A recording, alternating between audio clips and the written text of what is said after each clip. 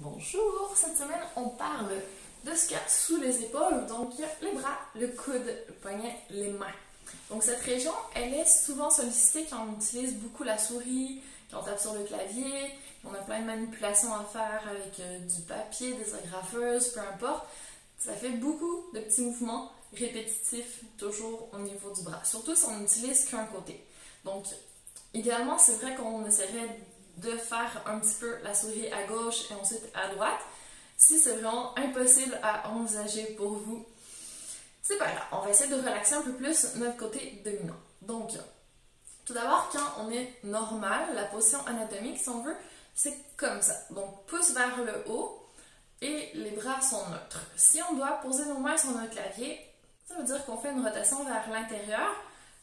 On est plus neutre, donc on a un petit peu de tension dans les muscles au niveau des avant-bras, éventuellement du coude, et ça peut remonter jusqu'à l'épaule et la nuque. Donc, il existe différentes solutions au niveau ergonomie pour avoir moins ce mouvement de rotation vers l'intérieur. Il y a des claviers ergonomiques qui sont un petit peu soulevés, comme ça, donc on tape comme ça. Et il y a aussi des souris verticales qui sont comme des souris posées sur le côté, qui permettent de maintenir l'alignement un peu plus neutre. Donc ça peut être des options au niveau de l'équipement qui vous permettent d'avoir relativement moins de tension. Il y a aussi la Roller Mouse qui est devant vous, qui fait moins de mouvements sur le côté. Parce que souvent avec la souris, c'est ça le problème, c'est qu'on la déplace beaucoup sur le bureau. Donc il y a énormément de rotation vers l'extérieur au niveau du bras. Donc si on a une solution qui est plutôt devant nous, parce que la Roller Mouse, ça ressemble un petit peu à un repose-poignet, si on veut, avec un petit rouleau qu'on bouge et c'est ça qui fait le curseur. Donc on n'a plus tous ces mouvements de côté, on peut utiliser autant une main que l'autre. Donc ça peut être une bonne solution pour ceux qui ont des problèmes à l'épaule, pour qui les mouvements sur le côté posent problème. Donc si possible, on essaie de ne pas en arriver là. Vous pouvez aussi ajuster les paramètres de la souris dans votre ordinateur pour que peut-être que la vitesse du curseur soit un petit peu plus élevée. Donc, ça veut dire que vous allez faire moins de mouvements pour que votre curseur bouge sur l'écran. Et vous pouvez aussi apprendre à utiliser de plus en plus les raccourcis clavier, essayer de limiter les petits mouvements répétitifs que vous faites toute la journée. Ça va avoir un impact à long terme sur l'usure, sur l'inflammation de vos différentes structures, les tendons, les muscles, etc. Donc, si vous avez déjà des douleurs, il existe des solutions. Si vous n'avez pas encore de douleurs, prenez soin de votre corps, essayez de faire moins de mouvements et de faire vos micro-pauses actives aussi. Donc, ce qu'on va essayer de faire ici, ça va être des petits mouvements au niveau du coude pour commencer. Donc, flexion, extension, juste activer un peu la circulation à ce niveau.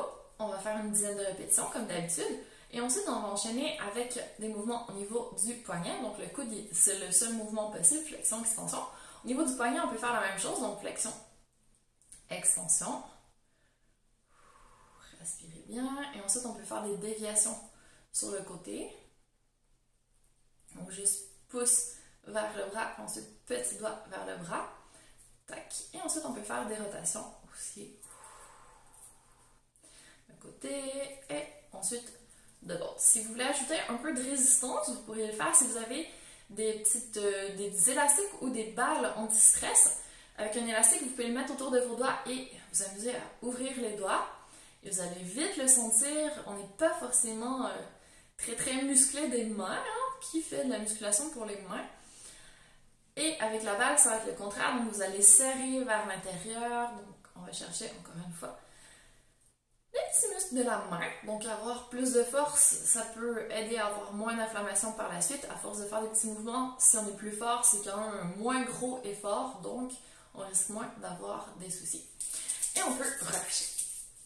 Ensuite, pour les étirements, ça va être le même principe. Donc, au niveau du coude, c'est un peu plus difficile. On va plutôt se concentrer sur étirer au niveau du poignet de la main et vous allez les sentir dans l'avant-bras aussi.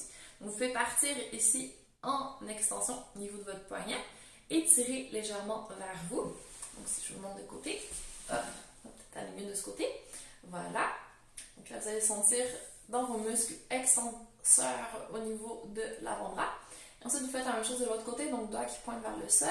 C'est d'aller chercher le plus près possible du poignet parce que si c'est au bout des doigts, il y a un peu moins de bras de levier, c'est moins solide. Donc, restez ici et là, vous sentez dans le haut de votre bras, respirez bien. Et vous pourriez faire tout ça en appui aussi. Donc, vous pouvez vous mettre sur votre table et faire une extension, puis après une flexion en mettant un peu de poids. Mais on fait attention pour pas que ça craque trop dans nos poignets. On change de côté, même chose. C'est de prendre le pouce avec. Vraiment aller en extension au niveau du coude pour tirer vos doigts le plus possible vers vous et mettre un maximum de tension pour aller chercher tous les petits muscles sans que ça fasse mal.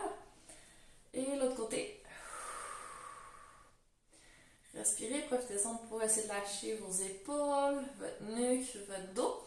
Mais vous gardez toujours les abdos actifs, vous rentrez le nombril et vous respirez. Excellent. Et ensuite, vous pouvez faire un tout petit étirement vers l'intérieur en tirant légèrement sur votre pouce, après en tirant légèrement vers l'extérieur. Celui-là, on y va vraiment un peu plus doucement, même si on le sent moins. Mais après, ça donne un peu moins de résultats, mais celui-là, on ne veut pas se blesser non plus.